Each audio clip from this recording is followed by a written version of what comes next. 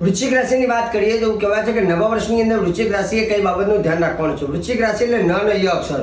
વૃશ્ચિક રાશિ માટે એવું કહેવાય છે કે તમારે શેર બજાર, સટ્ટા બજાર, જુગાર જેવી વસ્તુથી તમારે સાવધાની રાખવાની છે, કેમ કે 5મે શનિ છે, 8મે ગુરુ છે અને 4થે રાહુ છે, જેથી તમારે શેર બજારની વસ્તુમાં ધ્યાન રાખવાનું। રોકાણ કરવું હોય તો વિચારીને કરવું। આરોગ્યનું ધ્યાન રાખવાનું। છાતીના દર્દો થાય તો ડૉક્ટરની ચોક્કસ તમારે સલાહ લેવી। જમીન મકાનને લઈને વાત કરીએ તો જમીન લેવી હોય, મકાન લેવું હોય અથવા ફ્લેટ લેવો હોય તો એના માટે એકંદરે તમારું વર્ષ સારું રહેશે। ભાઈ બહેનોનો સાથ સહકાર મળશે। શત્રુ પર વિજયની પ્રાપ્તિ થશે। ધાર્મિક અને માંગલિક કાર્યની શરૂઆત થશે।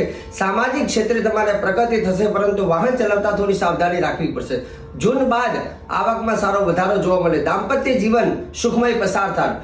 જૂના કેસો ચાલુ હોય તો એનું સમાધાન થઈ શકે। વિદ્યાર્થીઓની વાત કરીએ તો વિદ્યાર્થીઓએ અભ્યાસની અંદર સાવધાની રાખવી પડશે।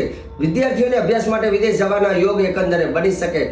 વૃશ્ચિક રાશિને જો વિશેષ જાણકારી લેવી હોય તો જય ભગવાન પ્રફુલ્લ પંડ્યા કરી અમારી યુટ્યુબ ચેનલ છે, એના ઉપર જઈ અને તમારી રાશિનું સંપૂર્ણ જાણકારી પણ તમે જોઈ શકો છો। સાથે સાથે એવું કહેવાય છે કે તમારે આ નવા વર્ષની અંદર ભગવાન શનિ મહારાજની પૂજા કરજો। શનિ મહારાજનો જીવતો રત્ન પહેરજો અને 13 બુધવાર કૂતરાને દૂધ પીવડાવજો, જે તમારા માટે ફાયદાકારક રહેશે।